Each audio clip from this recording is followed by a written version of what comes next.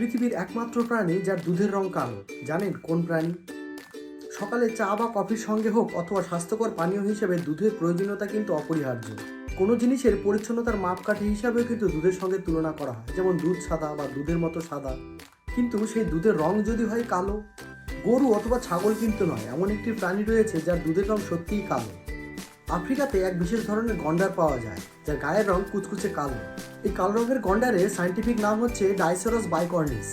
কালো স্ত্রী রঙের গন্ডারের শরীর থেকে কিন্তু এই কালো রঙের দুধ মিশ্রিত হয়। তবে উপাদানের নিরিখে কালো দুধ এবং সাদা দুধের মধ্যে কিন্তু বিস্তর ফারাক রয়েছে।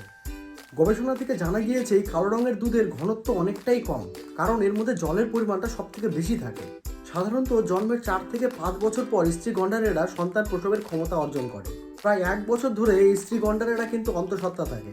সন্তান পালন করতেও এদের 2 বছরের বেশি সময় লেগে যায়। সন্তান প্রসবের পর প্রায় 2 বছরের বেশি সময় ধরে এই দুধ